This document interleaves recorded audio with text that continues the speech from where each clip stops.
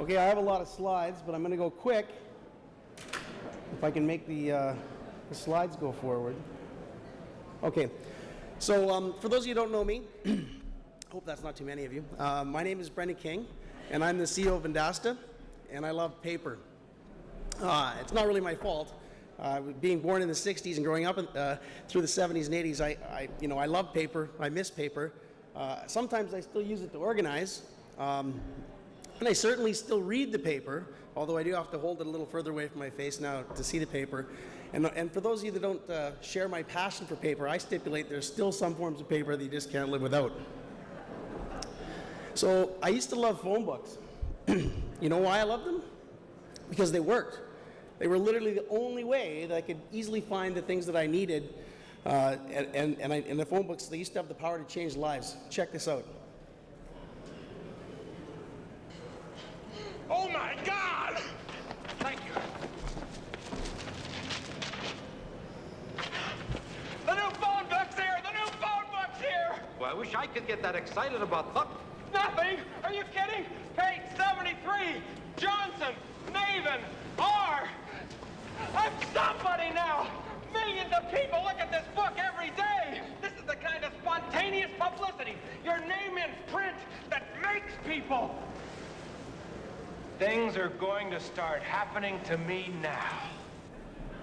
So, I mean, I don't know, I love that movie, The Jerk, 1979, but you know what happened to him after that? Some sniper found his name in the phone book and started taking shots at him. It's a pretty good movie. But times have changed, and I've changed too. Okay, well, maybe not that much. But I can't remember the last time that I used the phone book. You know what I used instead? You guys all do it too. Of course you do. I use my phone. The internet so I use my phone. The internet may have started the demise of the phone book, but the internet, the smartphone actually sealed the deal. So check out this photo of St. Peter's Square in 2005 when Pope Benedict XVI was anointed. And then just 8 years later, in 2013, same picture in the same square. And in case you missed it, here they are side by side. Things have changed. The world's moved on.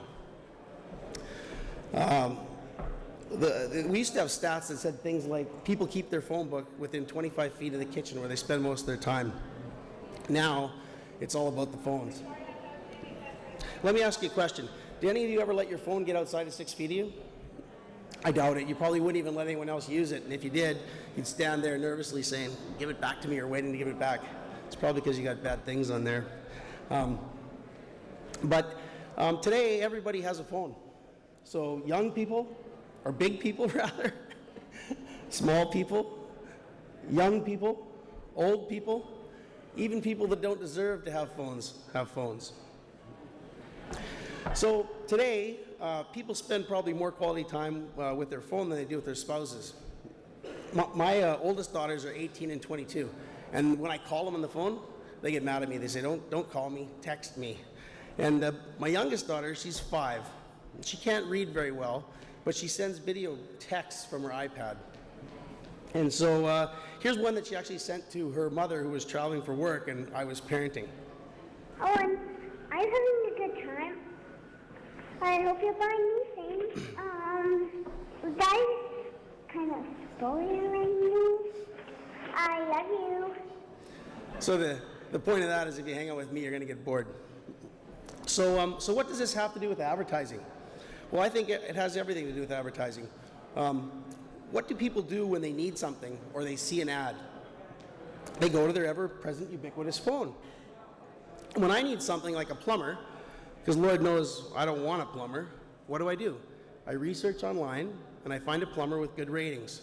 And by the way, no ratings are as bad ratings. You know, who wants to take that chance? I even do the same thing when I'm shopping. So just last month I was in Costco and I saw a radar detector that I wanted. And I was just, I was going to buy it because Costco is good, right? And it got a great reputation and most products in there are good and the price was right.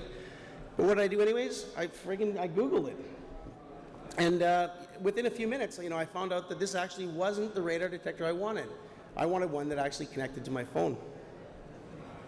Most of you here sell some form of advertising. And what does good advertising do? It makes people, want something, even to the point of actually need something, and it drives them to an action. And what is the action that most people take today when they see the good advertising?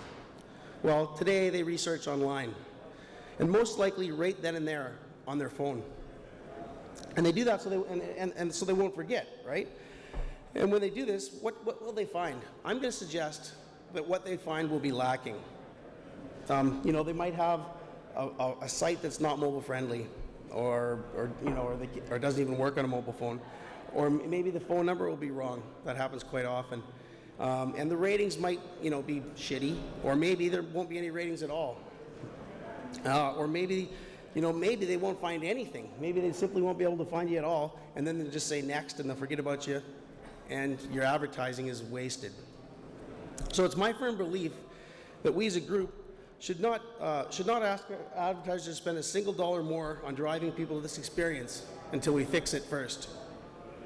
I don't care how you do it. I don't care what software you use. Okay, I do. I prefer you use ours.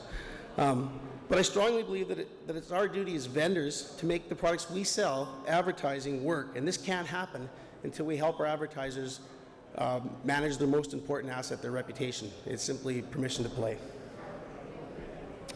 And that's it for me. I don't think I'm really taking questions today. Thanks.